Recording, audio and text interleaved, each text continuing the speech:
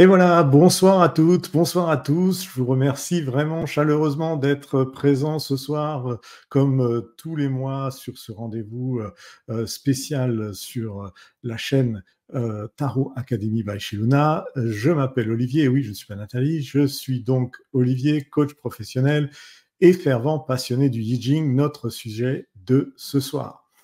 Et certainement, pour ceux qui me connaissent déjà, vous le savez très bien, je nourris aussi une passion très intense pour les arts ésotériques et le développement personnel et le coaching, qui est mon métier principal. Mon objectif aujourd'hui est de partager avec vous mes connaissances et mon expérience sur ce sujet spécifique d'un art divinatoire en particulier. Aujourd'hui, je vais donc vous faire plonger dans l'univers fascinant du Yi Jing. Le Yi Jing, qui n'est pas qu'un art divinatoire, c'est l'un des textes les plus anciens et les plus précieux de la culture chinoise d'ailleurs.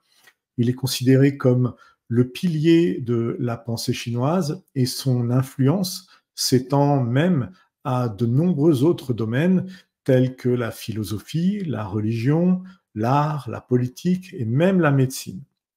Mais aussi ce soir, comme je vous le disais il y a quelques secondes, vous n'entendrez pas Nathalie à ce rendez-vous mensuel, car elle m'a aimablement cédé sa place pour que je puisse partager avec vous un point de vue unique sur le Yi Jing et vous montrer sa relation profonde avec le tarot de Marseille.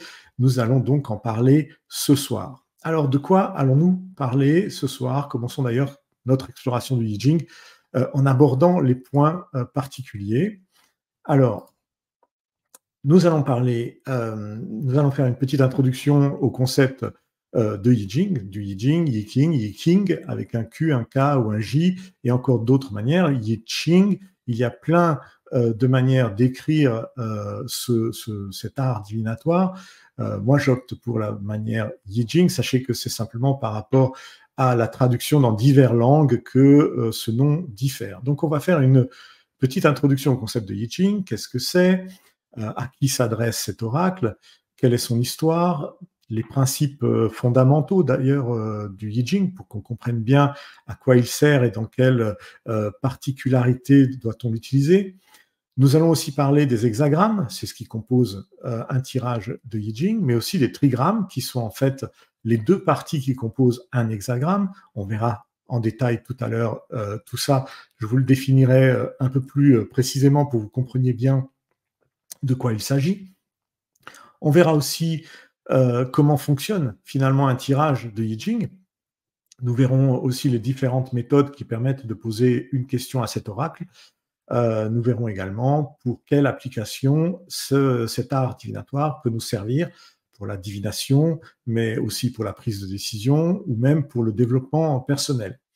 On parlera un petit peu de tradition ésotérique chinoise et de tradition ésotérique occidentale, sûrement et certainement pour que vous compreniez bien comment ces traditions ont influencé le Yi Jing et le tarot de Marseille, parce que, je vous rappelle, nous allons parler du Yi Jing ce soir, mais nous allons parler également de sa transposition au tarot de Marseille. Enfin, nous parlerons de la relation entre le Yi Jing et le tarot, en approfondissant les correspondances entre l'art divinatoire chinois et cet art divinatoire qui nous vient d'autres contrées. Tantôt viennent d'Europe au Moyen-Âge, tantôt une racine plus égyptienne, tantôt des racines plus franc-maçonniques. Donc, nous allons voir les correspondances entre le Yi Jing et le tarot de Marseille en les replaçant dans un contexte initiatique. Par exemple, parler du symbolisme des différentes cartes, des différents arcanes et de leur signification spirituelle par rapport au Yi Jing. Voilà déjà pour commencer cette introduction.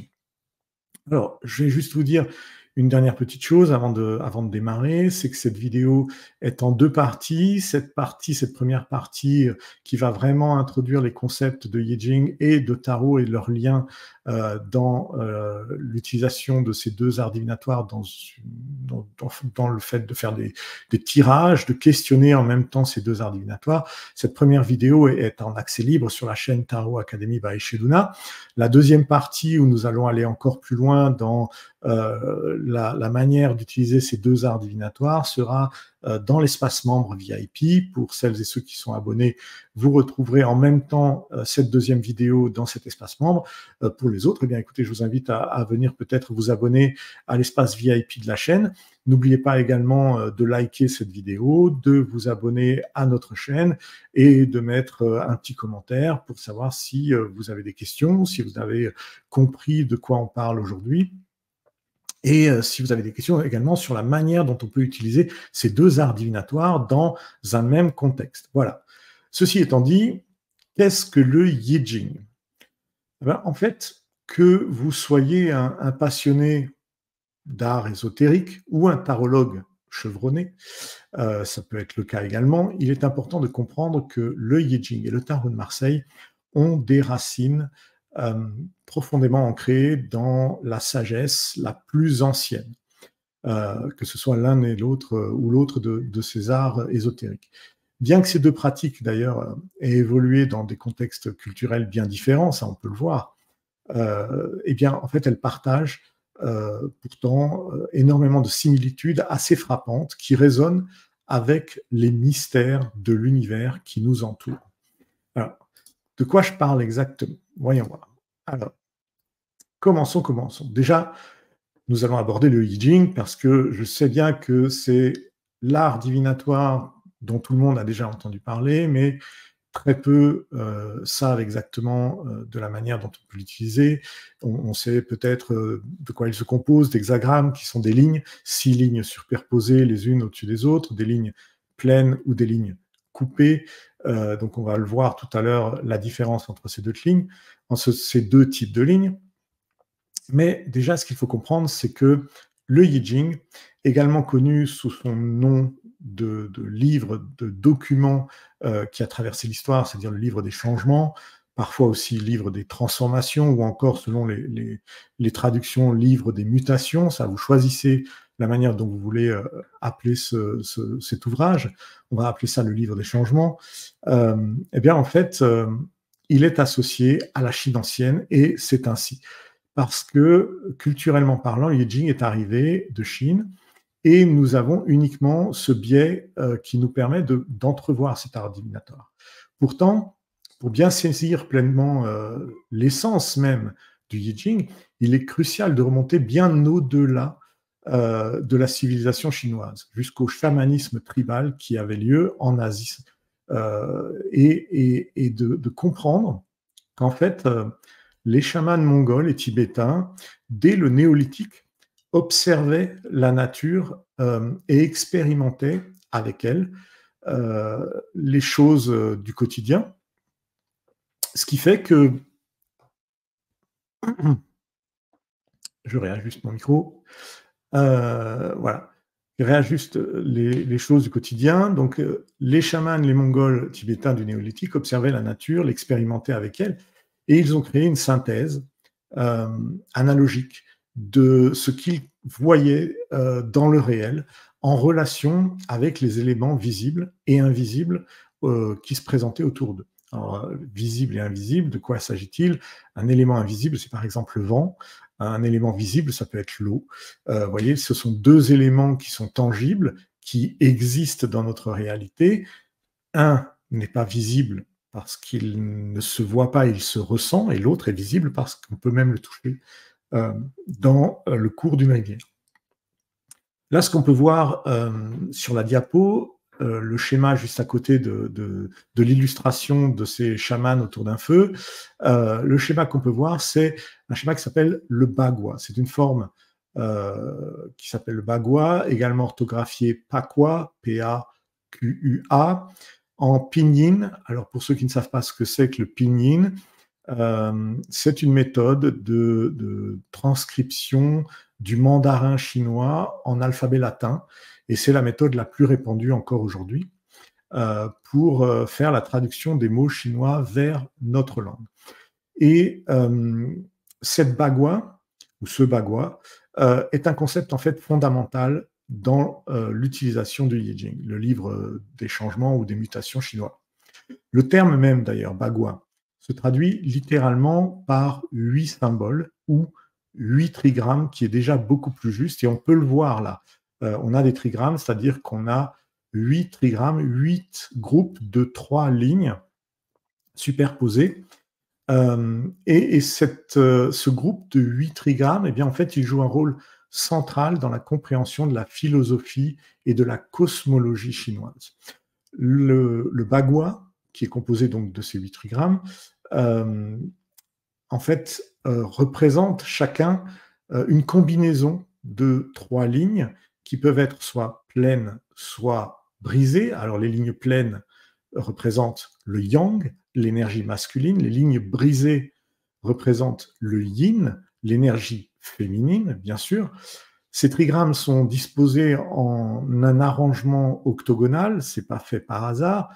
Ça permet de former une figure circulaire qu'on appelle bagua-tu ou bagua-tu, selon qu'on prononce bien ou mal dans cette langue. Je suis désolé pour peut-être pour ma prononciation qui n'est pas la bonne. S'il y a des puristes qui viennent entendre mes propos sur cette vidéo, et donc cette figure circulaire en forme d'hésagramme s'appelle donc le bagua. Et chaque trigramme à l'intérieur du bagua est associé à des attributs bien spécifiques, tels que les éléments naturels de la nature, bien sûr, mais aussi les directions cardinales, les saisons, les organes du corps humain, et oui, les organes du corps humain aussi, les différents aspects de la vie, et bien d'autres choses encore. On pourrait ainsi définir énormément d'éléments à travers ces 8 trigrammes. D'ailleurs, là, vous voyez les trigrammes avec leur nom chinois. Le premier, tout en haut, au centre, s'appelle Qian. Qian qui veut dire le ciel. Donc, c'est un trigramme yang pur, puisqu'il est composé de 3 lignes pleines. Il est aussi l'incarnation du nord-ouest, pas du nord, ça pourrait laisser prêter à confusion parce qu'il est placé tout en haut de ce symbole, mais non, en fait, il est reconnu pour être le symbole du nord-ouest, et il est de forme minérale métal. Ensuite, on peut avoir, par exemple, juste à côté, Kun, Xun, ça dépend de l'écriture encore, de la phonétique qu'on va utiliser, qui veut dire la terre. Donc là, on a un yin pur, voilà, je retrouve mes mots, merci. Donc il est juste en dessous de Qian à l'opposé, c'est donc un yin pur, et il représente le sud-ouest, et son élément est la terre. Et comme ça, nous avons donc les 8 trigrammes qui peuvent être représentés et qui vont représenter soit un cardinal, soit un organe humain, soit un aspect spécifique de la vie, soit encore d'autres choses. Donc pour continuer par rapport à ça, on a vu Qian et Kun à l'opposé. Maintenant, si on part de Qian et qu'on va dans le sens des aiguilles d'une montre, donc je disais que nous avons Xun, le vent, qui est un yin modéré, puisqu'il y a une ligne brisée dans le trigramme, qui représente le sud-est et qui est d'élément bois. Ensuite, nous avons Kan, l'eau, qui est un yin dominant. Dominant parce qu'il y a 2 lignes brisées sur le trigramme et qu'elles sont à l'opposé l'une de l'autre, donc au début et à la fin du trigramme. Kan qui est l'eau, yin dominant qui représente le nord et qui a l'élément eau. Ensuite, nous avons Jen ou Zen, selon encore la graphie, qui est la montagne, qui est un yang modéré. Alors, sur ma liste, je vois que Jen, en fait, est à l'opposé. Je l'ai représenté de cette manière-là. Donc, si je reprends, juste après Kan, nous avons Zen, qui est le tonnerre, qui est un yin dominant. Et donc, à partir de là, c'est aussi représenté par l'Est et le bois. Alors, voilà. Je me suis retrouvé dans ma petite liste. Je vous avoue que c'est vrai que pour retenir toutes ces choses par rapport à chaque trigramme, je me suis pris une petite note et je m'aperçois que j'ai décalé 2 lignes. Mais ça, c'est pas très grave. On reprend toujours dans la lignée. Donc, nous avons déjà vu Kun tout à l'heure, qui était la Terre, Kun au sud, donc qui est un sud-ouest et qui est un yin pur, fait uniquement de lignes brisées. Ensuite, nous avons Gen sur la partie gauche, Gen, qui est donc la montagne, qui est un yang modéré, qui représente le nord-est et la terre. Li, qui est donc tout à gauche, qui est le feu yang dominant, qui représente le sud et qui est donc de l'élément feu. Et enfin, Dui, en haut à gauche, le lac yang modéré, qui est représentatif du point cardinal ouest et qui est également de structure métal. Voilà, on est arrivé à définir ces 8 trigrammes. Donc, le bagua. Le bagua, qui est souvent utilisé comme un outil de divination et d'interprétation dans le I Ching, nous permet de créer des combinaisons d'hexagrammes à partir des combinaisons des trigrammes et de leur position dans le diagramme du bagua. Et ces adjonctions de 2 trigrammes vont nous permettre de créer un hexagramme qui sera composé donc de 6 lignes. Vous comprenez pourquoi on est obligé de superposer 2 trigrammes pour obtenir un hexagramme. Et ces hexagrammes sont ensuite interprétés pour fournir des réponses et des conseils sur une variété de questions et de situations particulières. Alors, outre son utilisation divinatoire, le bagua peut également appliquer sa force, son savoir, son interprétation dans d'autres domaines de la culture, et de la culture chinoise notamment. Je vous le disais tout à l'heure, telle que la médecine traditionnelle chinoise. On peut aussi travailler en géomancie. Par exemple, on peut travailler sur des thématiques de Feng Shui. Alors, ce ne sera pas une étude complète de Feng Shui qu'on pourra travailler avec le bagua, mais on va pouvoir commencer réellement à travailler de manière Feng Shui sur des lieux à travers ce symbole. Il y a aussi la philosophie taoïste qui s'imprègne énormément des éléments qu'incarne cette forme circulaire. Il faut savoir que cette forme offre vraiment une compréhension totale et profonde de l'harmonie et de l'équilibre entre les forces du yin et du yang, ainsi qu'une vision holistique, finalement, de tout ce qui est l'univers qui nous compose, l'environnement qui est autour de nous, mais aussi de la vie humaine. On est vraiment là sur le point essentiel qui va nous permettre de traduire et de comprendre toutes les choses qui se passent autour de nous.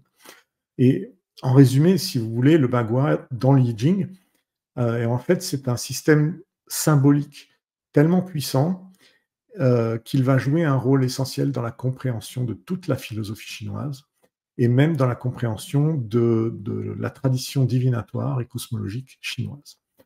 Mais avant d'en arriver à ça, on pourrait quand même se demander comment a-t-on construit ce système, d'où est-ce qu'il vient, quelle est son origine, comment on a pu établir un tel système.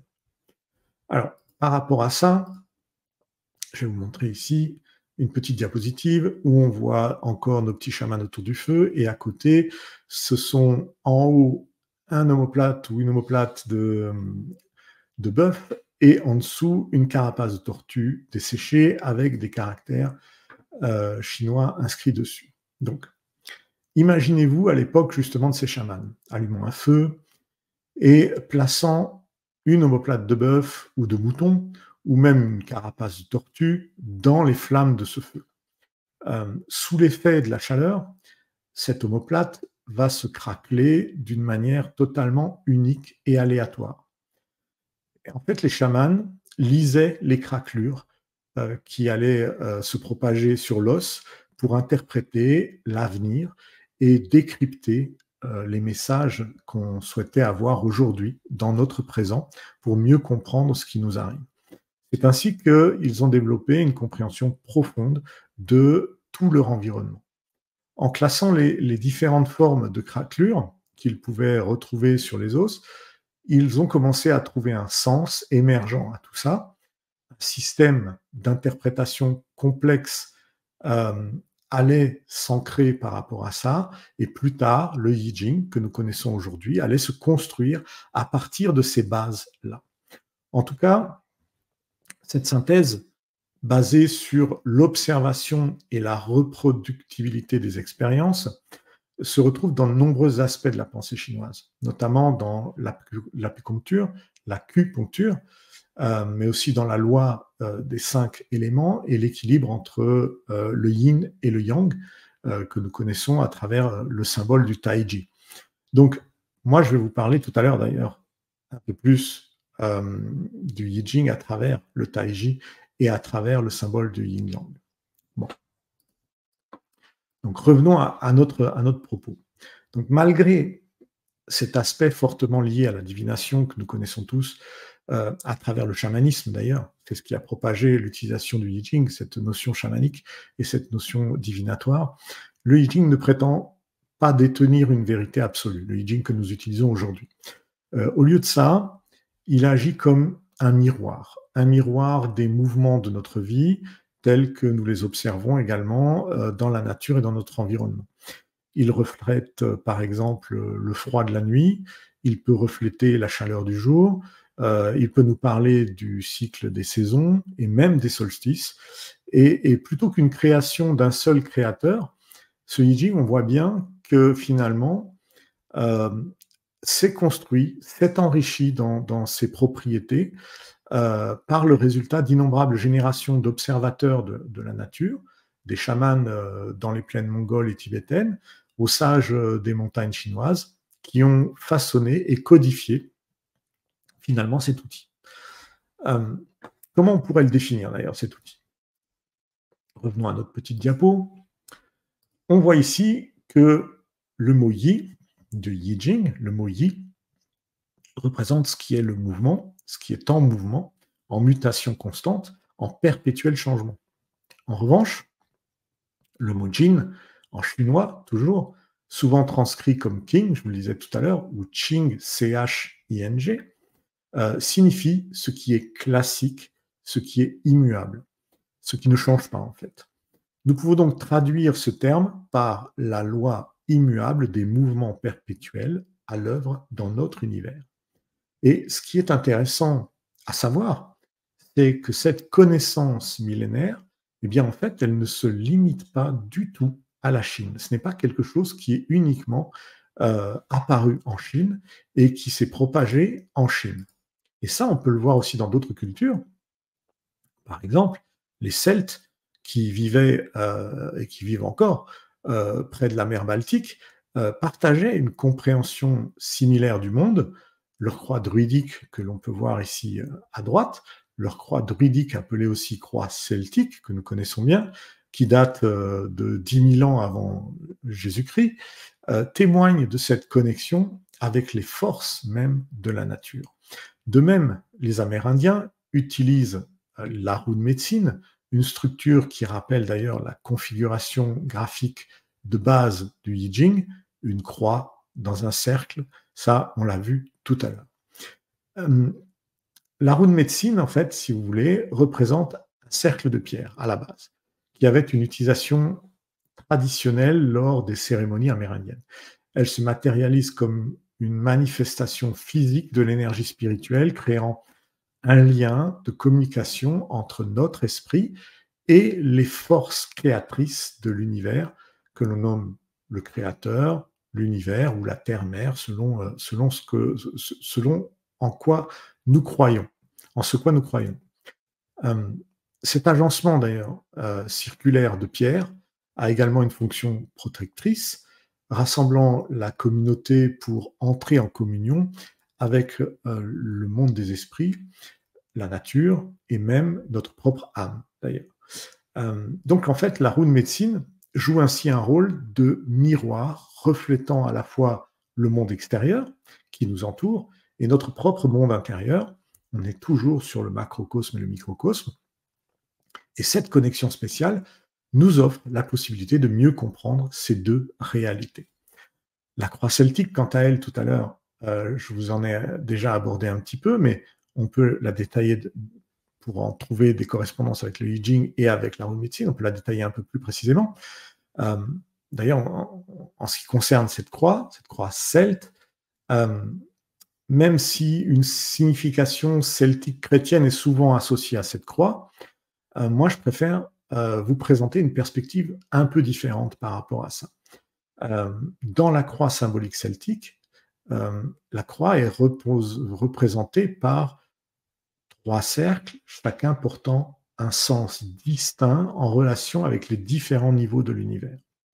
Le premier cercle évoque le chaos initial, la source, c'est le point de départ, la genèse de toute existence. Le deuxième cercle symbolise le monde terrestre, l'expérience humaine en soi, représente également le voyage de l'âme à travers la vie, avec ses défis et ses réussites, et même ses multiples expériences tout au long de notre existence. Euh, enfin, le troisième cercle, le plus externe en fait de la croix, est celui de la lumière, simplement. C'est ici que l'âme aspire à atteindre le niveau supérieur, le niveau suprême. Il incarne aussi le 5e élément, l'éther, la lumière divine, qui permet d'atteindre l'élévation dans le monde. Alors, pour compléter cette symbolique, je pourrais dire aussi que les 4 branches de la croix représentent les 4 éléments fondamentaux, l'eau, l'air, le feu et la terre. Chacun de ces éléments est associé à une représentation végétale spécifique, le gui, le trèfle, l'épi et les glands, ainsi qu'à une signification astronomique, les 2 solstices et les 2 équinoxes. Ces 4 éléments convergent finalement vers le 5e élément, et oui, il ne faut pas l'oublier, le 5e élément, l'éther, unifiant ainsi toutes les composantes de l'univers celtique dans une harmonie totale et cosmique. Donc, maintenant que vous avez vu cette relation finalement avec la roue de médecine et le culte de la croix celtique, vous voyez bien que le Yijing en soi a trouvé sa particularité parce qu'il a été inventé, créé, expérimenté en Asie, mais les racines de cette cosmologie et du fait d'étudier notre environnement sont présentes partout dans notre monde, dans différentes cultures. Donc revenons maintenant à notre sujet qui est le Yijing. Et pour celles et ceux qui ont déjà vu des reportages ou des photos d'ailleurs d'Asie, de Mongolie, du Tibet, surtout de Mongolie, on voit surtout de vastes étendues sauvages, des steppes. Vous avez pu voir certainement dans ces photos qu'il y a quelque chose de très présent, c'est-à-dire le vide qui s'étend à l'infini. Et que finalement, entre le ciel que l'on peut regarder et la terre qui est sous nos pieds, rien ne vient s'interposer, ou très peu de choses. Il n'y a pas de forêt, il n'y a pas de montagne vraiment dominante. Et l'horizon, finalement, est le point qui va sceller ces 2 principes élémentaires que sont le ciel et la terre. Et c'est dans ce contexte géographique qu'il est naturel d'imaginer que l'homme, avec son cerveau analytique, se pose alors des questions fondamentales sur sa vie. Où vais-je? Qui suis-je? Quelle est ma place dans l'univers? Ça amène à réflexion, tout ça. Et le Yijing, avec ses hexagrammes et ses trigrammes, offre une réponse à toutes ces questions. Il représente ainsi un langage universel qui va transcender les barrières culturelles et linguistiques, un langage qui permet de dialoguer d'ailleurs entre tribus qui n'utilisent pas forcément la même dialectique, mais qui vont développer leur même expertise à travers cet outil divinatoire qu'est le Yijing, et ça va aussi permettre de créer un certain dialogue entre tribus qui ne se parlent pas dans la même langue. Et ça simplement parce qu'il parle à la fois aux chamans des montagnes tibétaines, ce langage crypté du Yijing, mais aussi aux chamans des steppes mongoles et aujourd'hui même à certains tarologues passionnés de l'Occident qui utilisent le Yijing en adjonction avec leur utilisation du tarot de Marseille. D'ailleurs, pour les tarologues chevronnés, il est fascinant de voir comment ces 2 traditions, bien que distinctes dans leur expression, partagent un fondement commun de sagesse ancestrale. Le tarot de Marseille, avec ses arcanes majeurs, mineurs, offre également une fenêtre sur les mystères de l'univers. Et la combinaison de ces 2 pratiques peut alors, dans un certain sens, créer un pont entre l'Est et l'Ouest, entre le I Ching et le Tarot, permettant ainsi de nouvelles perspectives et de nouvelles découvertes profondes.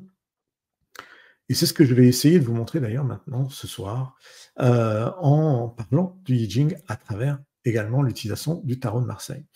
Alors que vous soyez vous-même un adepte du I Ching ou un passionné du Tarot de Marseille, ou les deux, la compréhension de l'origine commune de ces pratiques ésotériques peut enrichir votre quête de connaissances et votre pratique. Nous le savons bien d'ailleurs, c'est une chose qui est visible à l'œil nu. L'univers est vaste, il est mystérieux, plein d'énigmes, mais grâce à ces outils anciens, que ce soit le I Ching ou le Tarot de Marseille, nous pouvons nous aventurer dans ces profondeurs avec sagesse et émerveillement. Comme toujours, remettons un peu les pendules à l'heure. Ce voyage à travers le I Ching et le Tarot est surtout un voyage intérieur. Tout autant qu'une exploration des mystères de l'univers, il se passe surtout dans une introspection intérieure.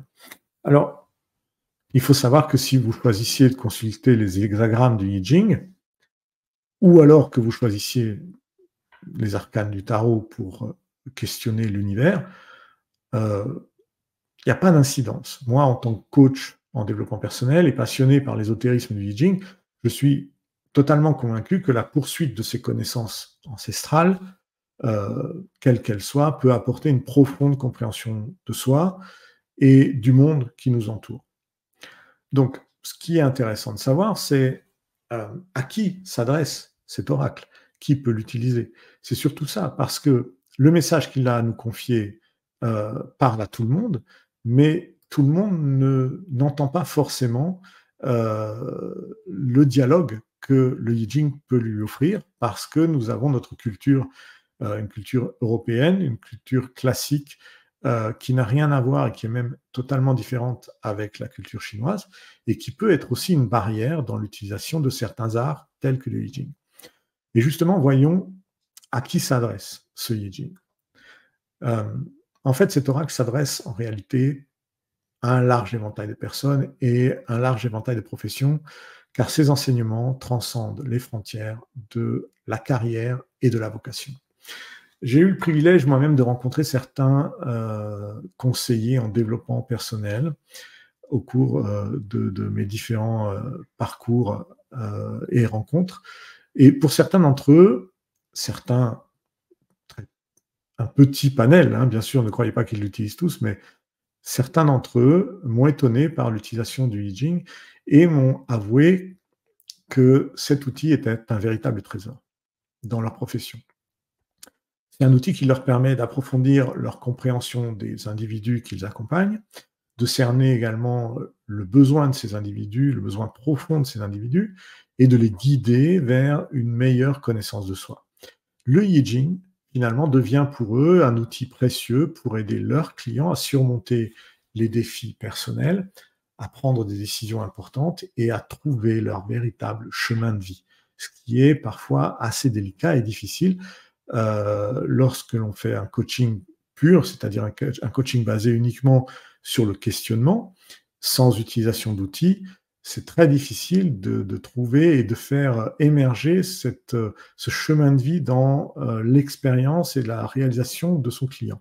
En utilisant cet outil-là, on peut avoir finalement un vecteur qui va permettre d'ouvrir certaines perspectives, d'améliorer la perception des réponses qui nous sont apportées et de poser peut-être de nouvelles questions qui vont amener une réflexion plus profonde et donc nous permettre de définir quel est le véritable chemin de vie, quelles sont les véritables attentes, si vous préférez, qu'un client peut avoir dans son existence, quel sens il souhaite donner à son existence et à son action dans notre environnement.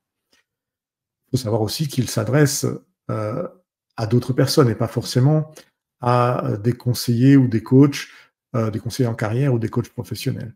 Là, je vous ai donné un exemple facile parce que c'est l'exemple qui me parle le plus, puisque moi-même, je l'utilise avec quelques-uns de mes clients. Il faut que je sente aussi que le I Ching peut leur apporter quelque chose, c'est pas systématique.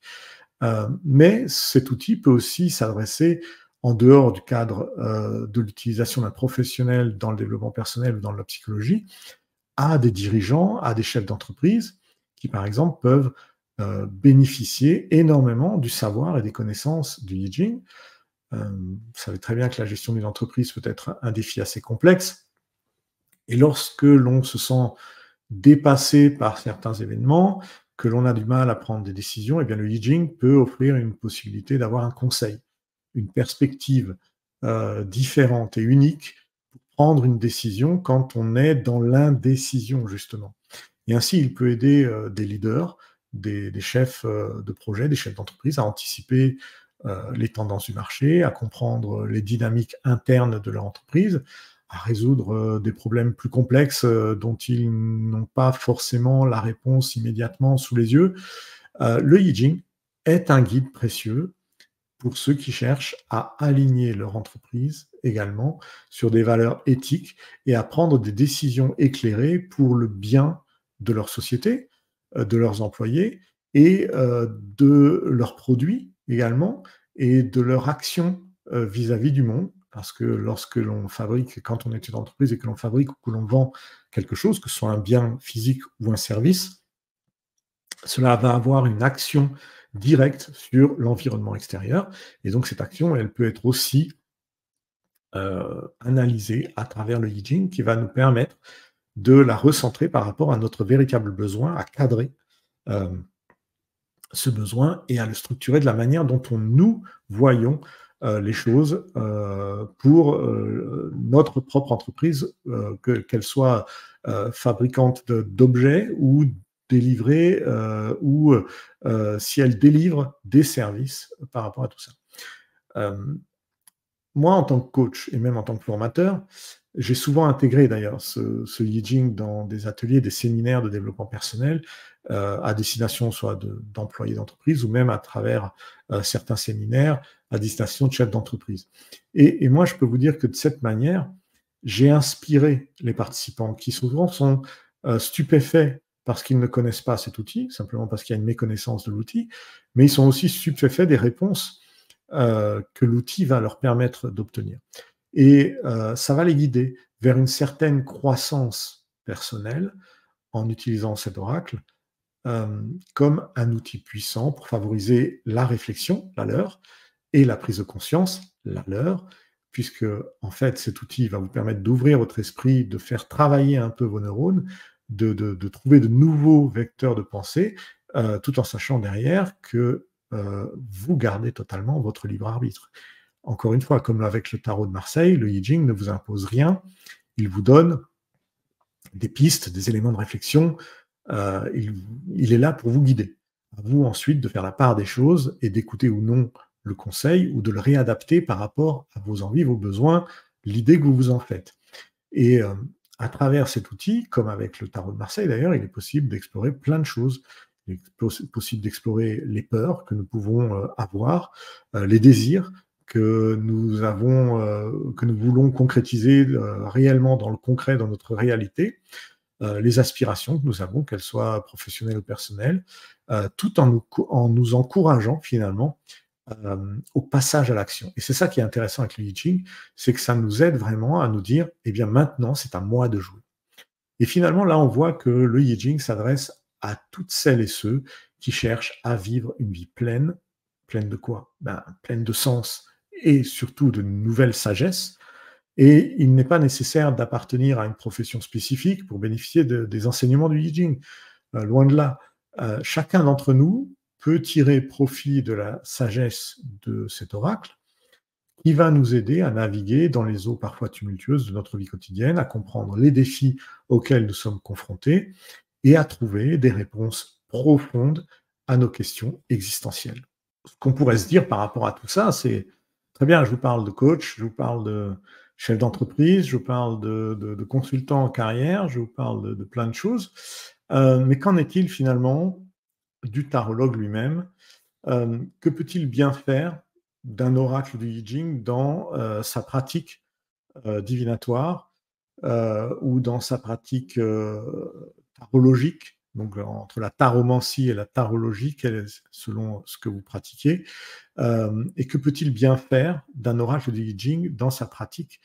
Eh bien, en fait, je vous dirais qu'un tarologue professionnel qui possède déjà une profonde connaissance des arts ésotériques, qui connaît déjà, par exemple, le tarot, c'est clair. Qu'un tarologue qui ne connaît pas le tarot, c'est quand même particulier, mais qu'un tarologue qui connaît déjà parfaitement le tarot, ou d'une manière très avancée, parce qu'il y a toujours énormément de choses à apprendre sur le tarot. Nathalie me le prouve quasiment toutes les semaines en découvrant encore des aspects particuliers du tarot. Vous pouvez également déjà avoir une utilisation assez avancée d'un autre oracle, qui est par exemple l'oracle de Béline ou l'oracle de G, par exemple, mais vous pourriez utiliser alors le I Ching aussi bien que vous pourriez utiliser l'astrologie, la numérologie, ou même inclure dans votre pratique de tarologue des techniques de coaching et de développement personnel qui peuvent qui peuvent beaucoup aider vos clients. Et vous pourriez alors adjoindre à tout ça la capacité d'utiliser le I Ching de plusieurs manières bénéfiques pour votre client, mais aussi pour vous-même. Ça, c'est quelque chose qu'on peut facilement faire. Et je vais vous montrer d'ailleurs quelques-unes de ces façons que vous pouvez intégrer dans votre pratique pour en tirer vraiment parti. Et vraiment, c'est un complément au tarot. Le I Ching est vraiment un complément au tarot. Le I Ching peut être utilisé en conjonction avec le tarot pour offrir des lectures vraiment plus riches et plus détaillées. Les arcanes du tarot de Marseille fournissent alors des informations sur le contexte et les influences actuelles que l'on peut trouver par rapport au questionnement qui va être établi lors de la consultation, tandis que le I Ching peut venir donner des conseils plus spécifiques sur la façon de naviguer dans cette situation, par exemple.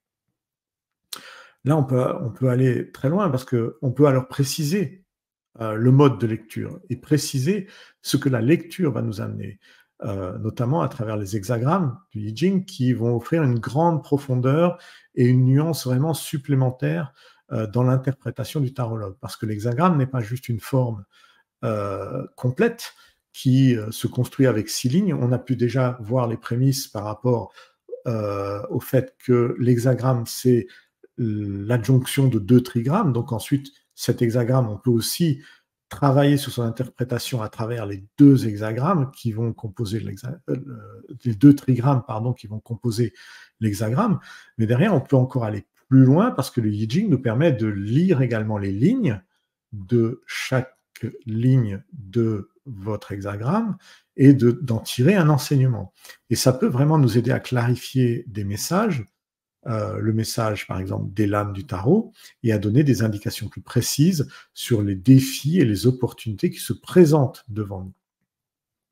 On peut aussi utiliser le I Ching dans le développement personnel comme un outil de développement personnel pour aider le tarologue à mieux comprendre son client, mais aussi à mieux se comprendre lui-même, pour trouver une meilleure posture, par exemple, pour être un meilleur tarologue vis-à-vis de ses clients, plus assuré dans sa posture, plus assuré dans sa lecture, plus assuré dans ce que nous allons transmettre consciemment ou inconsciemment à notre client, ce qui permet aussi d'avoir une bonne relation en consultation et de mettre un climat de sérénité et de confiance entre nous et le consultant qui vient chercher des réponses et nous qui allons lui apporter finalement ces réponses ou une partie de ces réponses.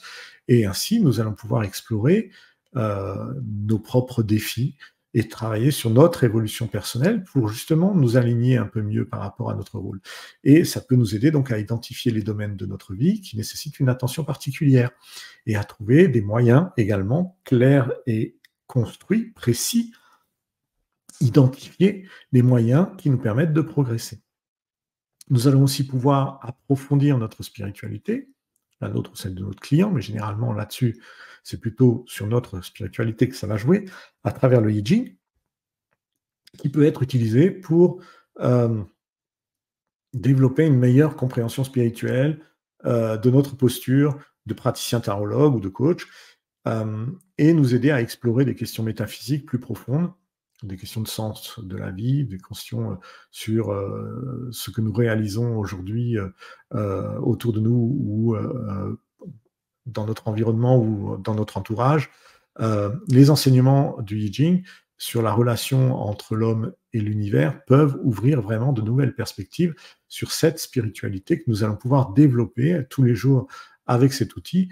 C'est un peu similaire à la manière dont on tire une énergie du jour à travers le tarot. Chaque jour, vous tirez une carte, un arcane du tarot qui va vous permettre de donner la tendance d'énergie du jour ou la manière dont vous devriez aborder la journée. Et bien avec le Jing, ce sera pareil.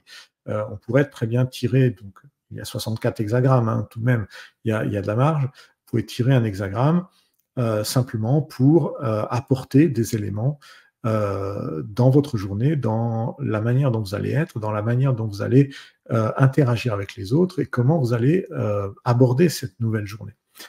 On peut aussi utiliser l'I Ching pour enrichir finalement notre offre en tant que professionnel du développement personnel, à travers notre offre par exemple d'ateliers, de formation ou de séminaires.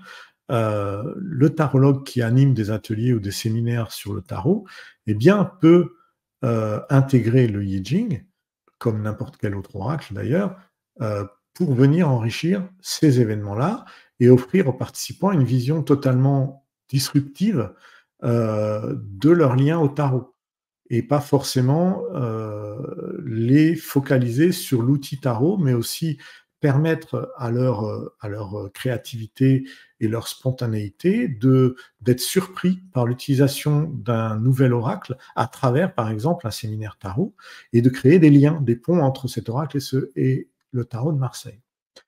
Bien sûr, encore, nous pouvons travailler sur l'exploration de la synchronicité avec le I Ching, qui peut être utilisé pour explorer les concepts de synchronicité même, en identifiant les moments où les événements, ou encore même les symboles qui se joignent à nous, qui nous imprègnent tout au long de notre existence, de manière significative, que ce soit dans la vie du tarologue, que ce soit dans la vie du coach, ou dans la vie de la personne qui utilise ces outils simplement pour soi, ou de nos clients si nous sommes toujours dans le cadre de notre profession de tarologue. En fin de compte, ce qui est intéressant, c'est que le tarologue a la capacité d'utiliser plein d'outils. Et notamment, il peut utiliser le I Ching. Et cette utilisation du I Ching dépendra uniquement de sa compréhension de l'oracle, c'est tout. Mais aussi un peu de sa capacité à l'interpréter, parce que comprendre l'oracle, c'est une chose, mais derrière, il y a aussi ce mode interprétatif qu'il va falloir construire. C'est pas forcément évident et facile, même s'il y a des outils qui peuvent nous aider à travers tout ça. Et ce qui va aider vraiment dans cette intégration de cette nouvelle posture divinatoire, c'est l'expérience du tarologue dans l'intégration de multiples disciplines ésotériques qu'il a déjà pu entreprendre par le passé ou récemment, comme je vous disais tout à l'heure, la numérologie, l'astrologie, l'oracle de G, le Béline ou d'autres.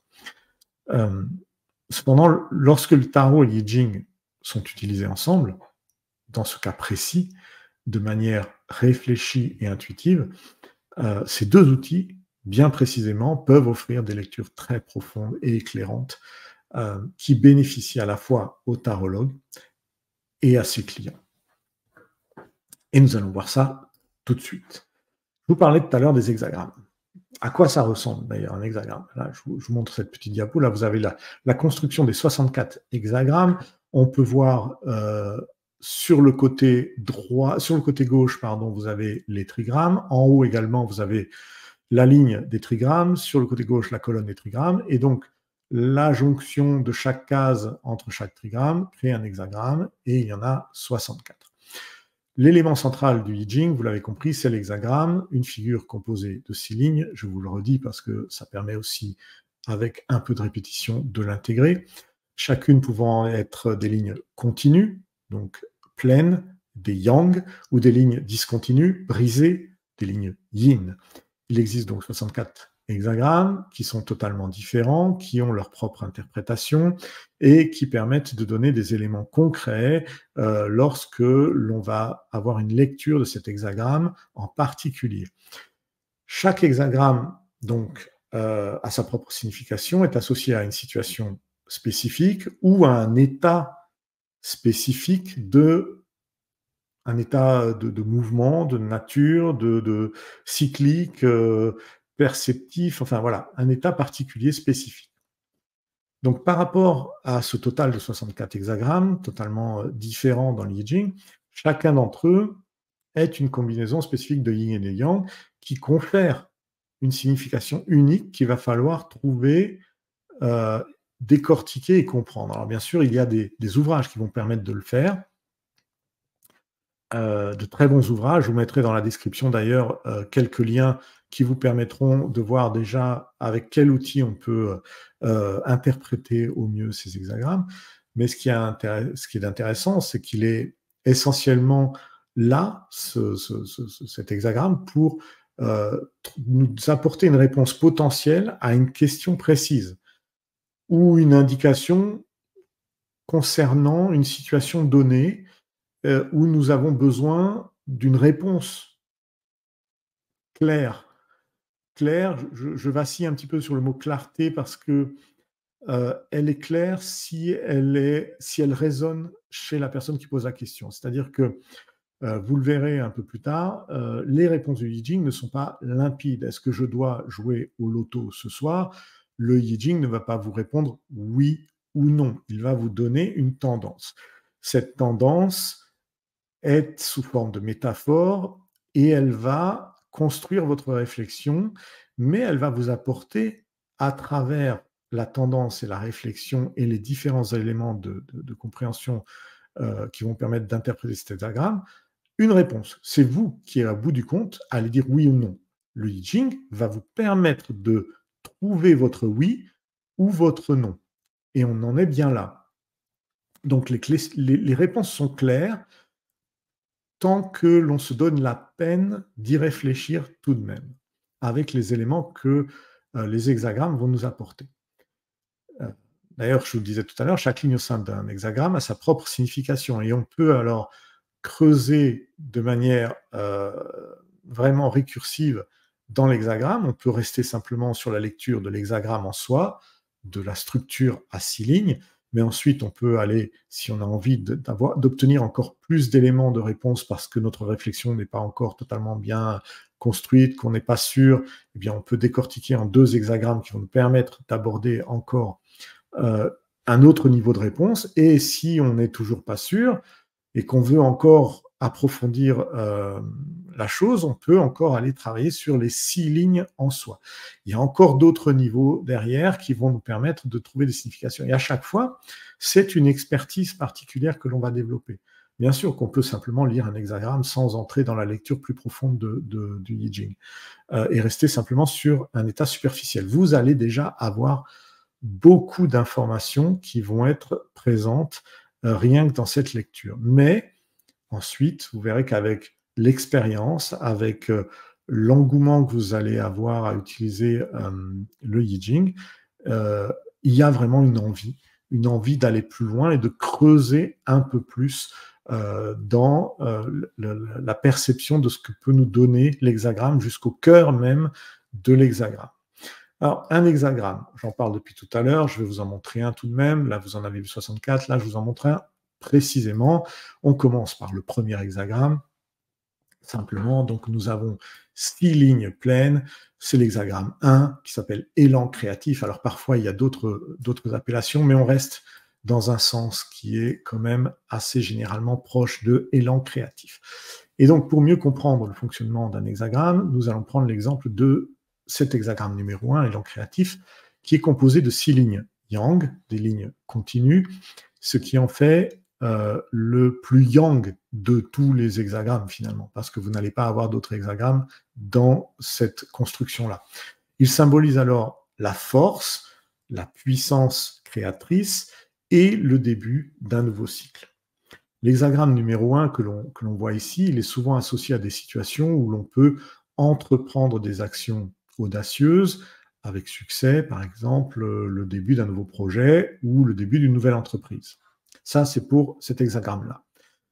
Voyons-en un autre, l'hexagramme 2, qui est en soi son opposé, puisque élan réceptif, c'est son nom, l'hexagramme 2, est composé, quant à lui, de 6 lignes yin, des lignes brisées. Vous n'aurez pas d'autre hexagramme qui sera composé de cette manière. Il représente la réceptivité, la patience et la passivité.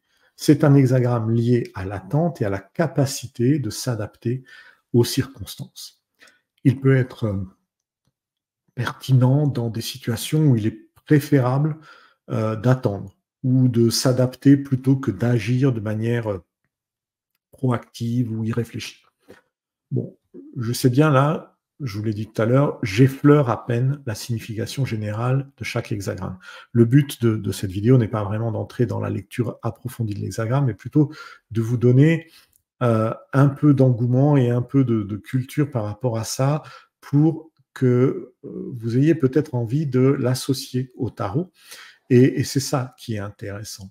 Donc ici, vous voyez bien que le but n'est pas de tout vous détailler, mais plus de faire comprendre le fonctionnement général de la structure de I Ching. Prenons encore un exemple. On va y voir un hexagramme un peu plus loin. Nous avons l'hexagramme 19 qui est ici, qui s'appelle l'approche. Et cet hexagramme est un mélange de lignes yin et yang. Bon, pas totalement proportionnel, mais nous avons ici la suggestion que l'approche est presque équilibrée et harmonieuse, dans laquelle l'action est entreprise avec prudence, sensibilité et, par rapport aux circonstances. Et on voit bien que l'hexagramme 19 peut être pertinent dans des situations qui nécessitent une approche nuancée et attentive par rapport à l'hexagramme 1 et 2, où nous avons vu que là, la nuance était peu présente, c'était vraiment plus tranché dans un cas ou d'un autre. Ici, on est dans une approche nuancée, et la forme même de l'hexagramme nous donne cette approche nuancée et attentive des choses que nous devons voir ensemble. Voilà. Par rapport à ça, qu'est-ce que je peux encore ajouter? Eh bien, vous voyez bien que chaque hexagramme du I Ching, qui est associé donc à des situations ou à des états spécifiques de la vie humaine, va être intéressant à lire. Par exemple, certains hexagrammes peuvent être liés à des questions financières, et on va le lire directement à travers l'enseignement que l'hexagramme va nous apporter. On va sentir cette approche qui est liée à la finance, à l'argent. Tandis que d'autres peuvent être associés à des questions plus relationnelles ou spirituelles. Et on va aussi le sentir à travers la connaissance, le savoir que l'hexagramme va nous livrer.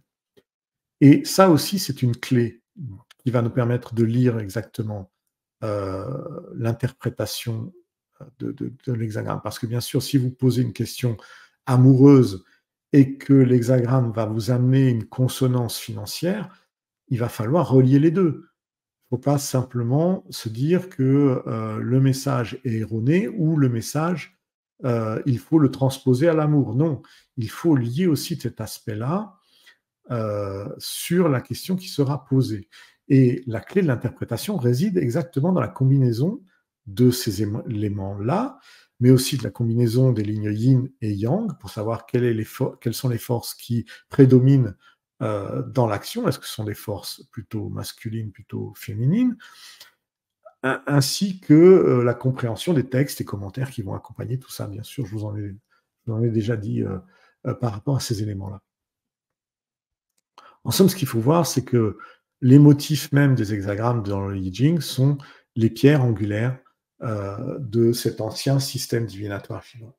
Leur combinaison va vraiment créer un langage symbolique riche qui offre vraiment une profondeur d'interprétation qui est presque sans fond.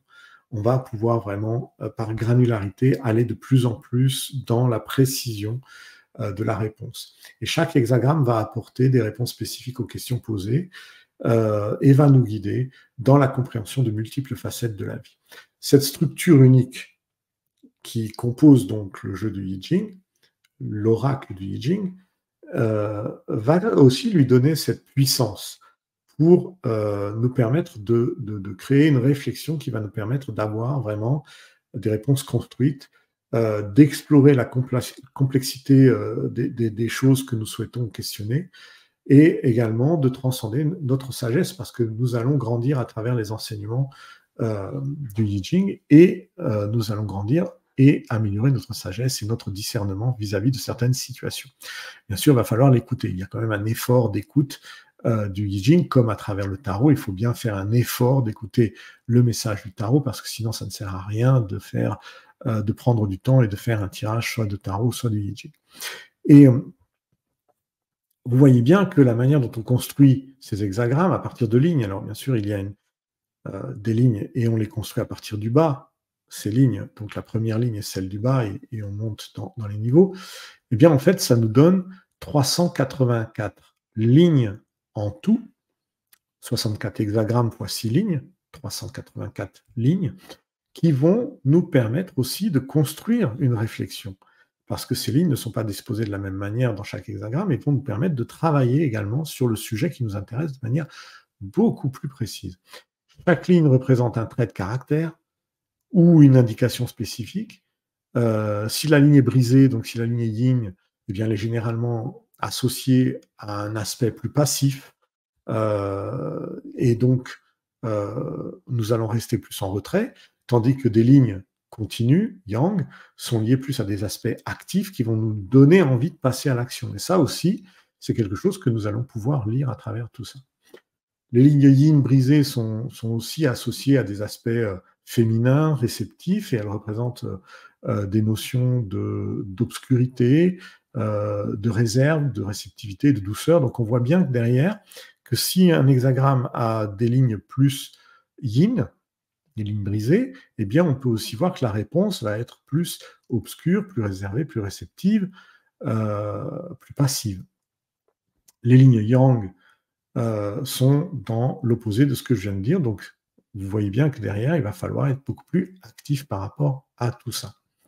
D'ailleurs, les lignes yin et yang ont aussi leur spécificité. Et là, je vais vous montrer un petit tableau qui va vous permettre de mieux comprendre par rapport au trigramme dont nous avons vu le bagua tout à l'heure. Je vous ai dit au début de cette vidéo que nous allions aussi voir le taiji. Alors, le taiji, c'est ce petit symbole du yin-yang, c'est son nom, taiji, qui assemble donc le yin et le yang dans ce cercle où deux gouttes, une blanche, une noire, sont entremêlées l'une avec l'autre, et à l'intérieur de la goutte noire, vous avez un point blanc, disant que finalement, dans le concept de l'un, vous allez retrouver un élément de l'autre, et dans la goutte blanche, vous avez bien sûr l'opposé, le point noir, qui est donc un élément de l'un intégré à l'autre.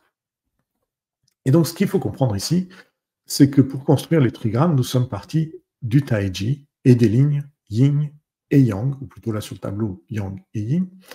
Et par exemple, considérons une ligne brisée au bas d'un hexagramme. Cela peut symboliser un moment où il est préférable de rester en retrait. Ça, je vous l'ai dit tout à l'heure, c'est la passivité. Donc, il faut rester en retrait. C'est un moment où nous allons observer attentivement la situation avant de prendre des actions, des mesures, quelque chose, avant de réaliser quelque chose. Donc, on va être dans l'observation, la réflexion, on va tempérer les choses. C'est comme si la ligne yin nous conseillait de ne pas précipiter les choses, mais plutôt d'adopter une approche plus réceptive. Les lignes yang, les lignes continues, en revanche, sont liées à des aspects plus actifs, masculins, plus directs. Elles représentent la lumière, la force, l'initiative, la fermeté. Elles sont dans des traits de caractère très masculins. Les lignes yang donc indiquent généralement un besoin de passage à l'action, d'expression, de progression. Elles reflètent un état de clarté et même de détermination dans l'action.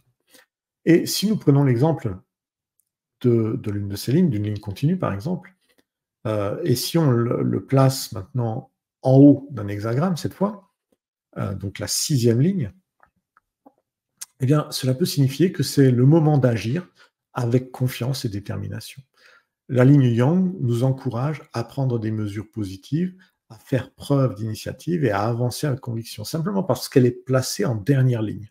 Parce que nous allons partir de la première ligne du bas qui va nous permettre de construire notre réflexion, donc les lignes s'enchaînent. Si la dernière, la sixième, est une ligne yang, eh bien, elle va nous encourager à aller prendre des actions concrètes, des mesures positives qui vont permettre de faire bouger les choses. Et c'est en cela que, au centre de l'image, là nous le voyons, vous voyez le symbole du Taiji, c'est en cela que dans la pensée traditionnelle chinoise, dans toute sa cosmogonie, c'est-à-dire le principe originel de l'univers, de l'union du yin et du yang, nous avons pu construire ces trigrammes tout en haut.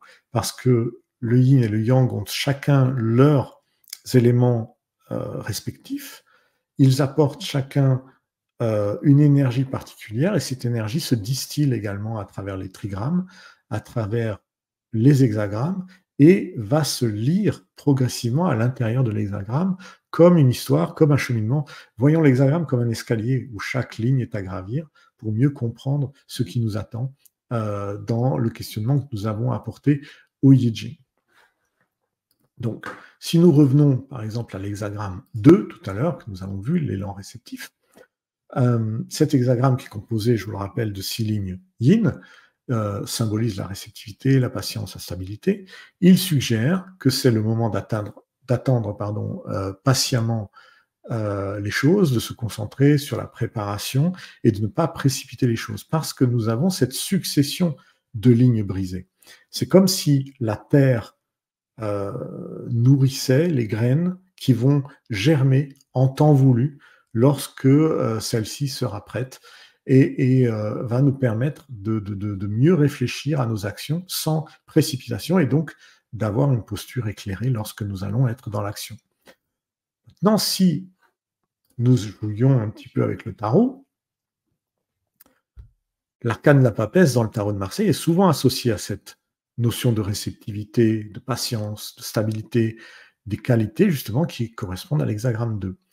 La papesse est assise entre les piliers du savoir, tenant son fameux livre sacré, ce qui reflète déjà une nature contemplative et son désir d'attendre patiemment pour découvrir la sagesse intérieure, la sienne. Lorsque la papesse apparaît dans une lecture du tarot en conjonction avec l'hexagramme 2, cela va suggérer que la situation exige de la réflexion profonde, de la préparation et de la patience. Il est donc temps de prendre du recul, si je peux dire, et d'observer attentivement les choses, tout en permettant aux idées et aux projets de mûrir naturellement. Comme par exemple la graine dont je vous parlais tout à l'heure, la graine qui est plantée dans la terre et qui va prendre son temps pour germer et émerger du sol. Et cette combinaison du I Ching et du tarot incite à ne pas se précipiter, à bien réfléchir sur ce qui va amener certains événements plus tard, et c'est le moment opportun qui viendra en temps voulu nous donner ce déclencheur dans notre action. Ça, c'est ce qu'on peut voir. On a vu aussi tout à l'heure l'hexagramme 1. Je vous rappelle l'hexagramme 1, qui cette fois-ci est l'inverse des lignes yin. Nous avons des lignes yang, donc des lignes pleines, représente la force, la puissance, la clarté. On l'a vu tout à l'heure. Il indique que c'est le moment d'agir avec confiance, de saisir les opportunités et de manifester notre volonté d'agir dans le monde. C'est comme si finalement le ciel nous encourageait à atteindre de nouveaux sommets. Nous sommes dans un mode escalier. Eh bien, pareil, nous pouvons y associer une carte, une lame du tarot de Marseille. Cette lame, c'est le battleur, qui représente également la force, la puissance, la clarté, des qualités qui correspondent à cet hexagramme. Et le battleur, qui est le magicien également du tarot, capable de manifester ses intentions lorsqu'il parcourt le monde, eh bien, il est en relation directe avec ça. Il utilise tous ces outils qui sont devant lui sur la table, avec confiance et détermination, pour créer des changements concrets dans sa réalité. Quand le battleur apparaît dans une lecture de tarot à côté de l'hexagramme 1, eh bien, cela indique que c'est le moment d'agir avec confiance et de saisir les opportunités qui se présentent. Le ciel nous encourage à manifester notre volonté dans le monde, à poursuivre nos objectifs avec beaucoup de détermination. Cette combinaison suggère que nous avons le pouvoir de réaliser des choses qui sont significatives et de monter vers de nouveaux sommets comme le suggère justement cet hexagramme-là.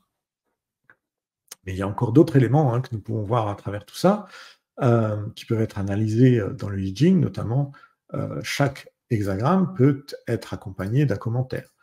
Donc ce commentaire, souvent sous une forme poétique. Vous le verrez si vous avez déjà vu sur Internet certaines fois les commentaires des hexagrammes. D'ailleurs, je vous invite à le faire. Vous pouvez rechercher un hexagramme en particulier, le 1 ou le 2 que nous avons vu ensemble, aller chercher des significations. Il y a des sites qui ont des significations qui sont très bien formulées et qui décortiquent ces formulations poétiques pour vous donner des éléments d'analyse un peu plus concrets, un peu plus contemporains.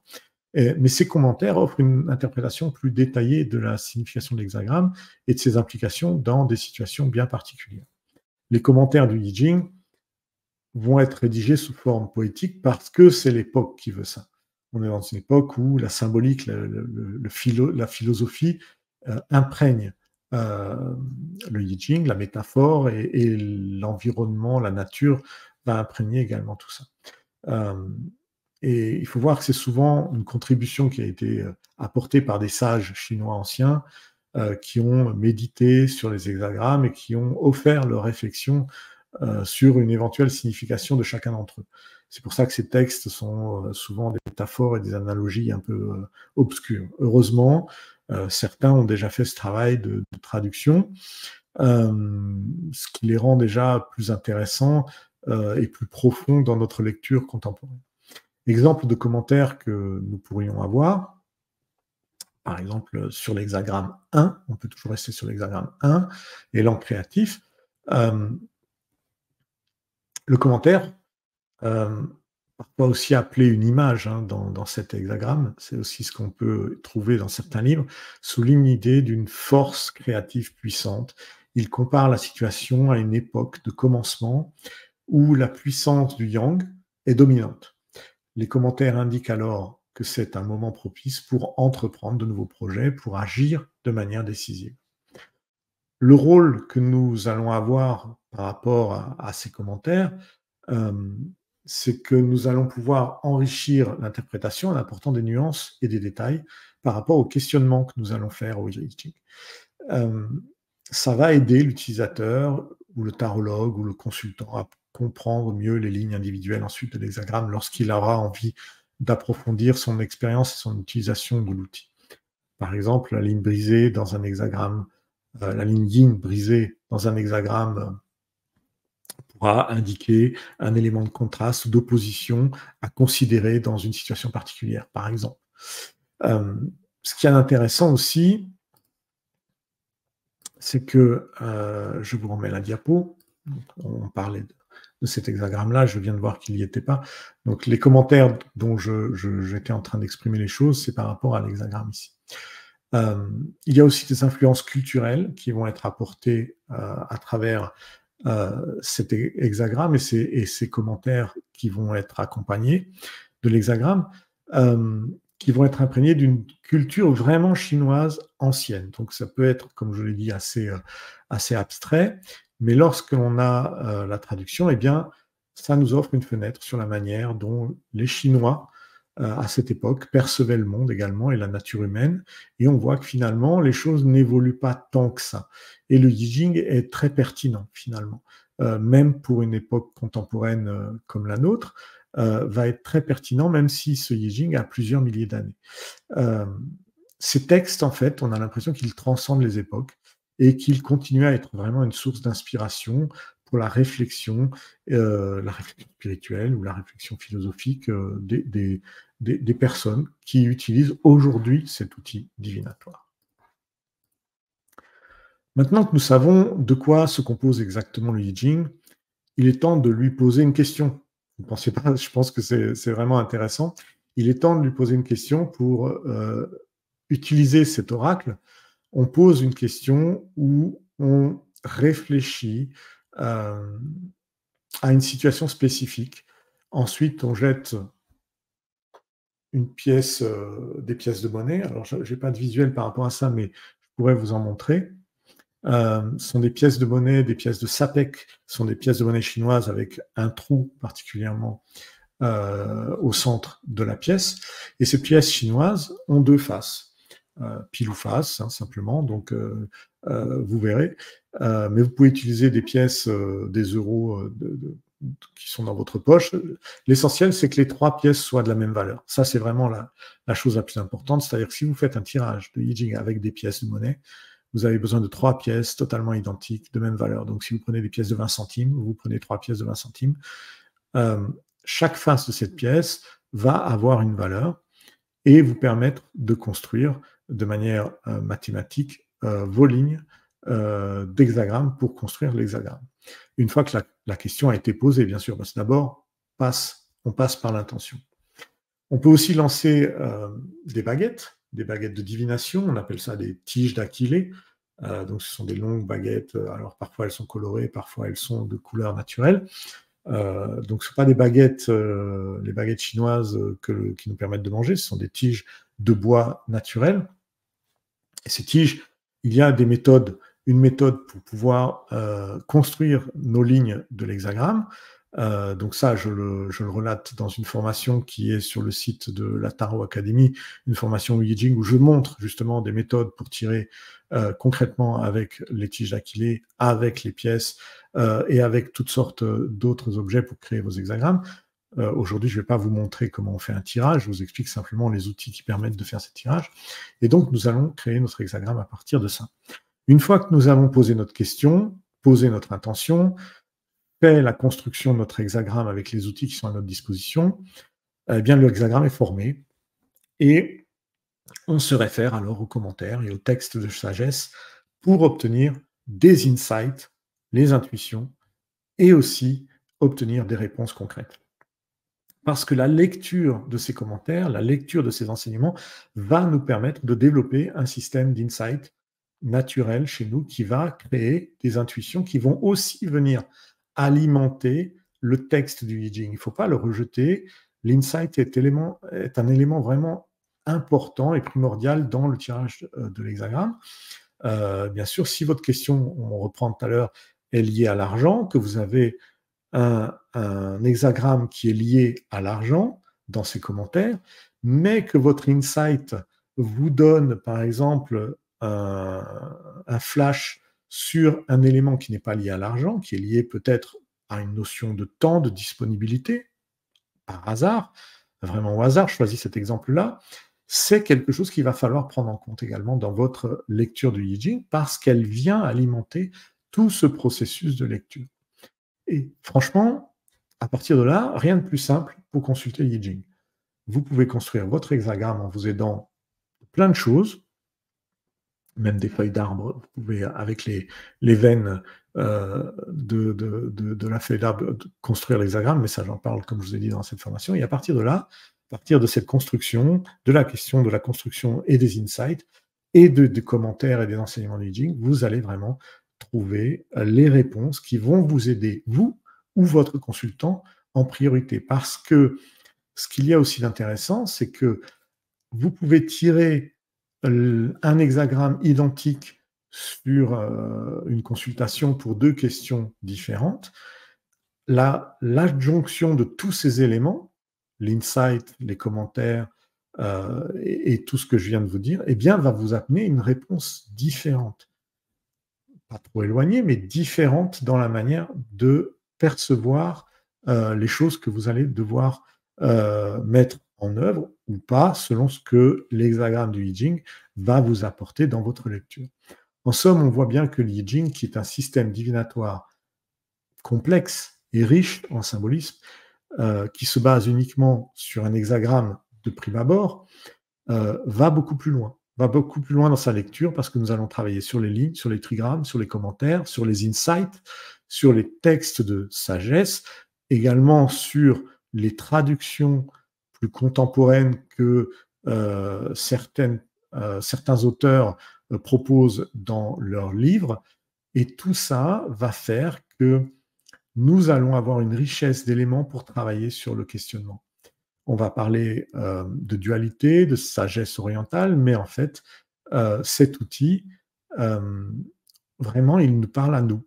La dualité dont je vous parlais, c'est celle entre le tarot et le Yijing. J'ai oublié de préciser, mais cette dualité n'existe pas parce que dans le tarot, nous avons exactement le même comportement. Bien sûr, il n'y a pas de texte, de commentaires particuliers par rapport aux cartes, quoique on peut en créer. À travers la formation de Nathalie, on apprend que la lecture ésotérique du tarot amène une richesse réellement, que ce soit à travers la symbolique, que ce soit à travers la numérologie, les couleurs, la posture, la loi des regards à travers le tarot. Tout ça, ce sont des compléments. On pourrait le mettre en analogie avec les commentaires et les perles de sagesse, si je peux dire, du I Ching, qui vont nous permettre de développer des insights et de répondre ainsi beaucoup plus clairement aux questions et aux situations d'une manière plus holistique, si je veux dire.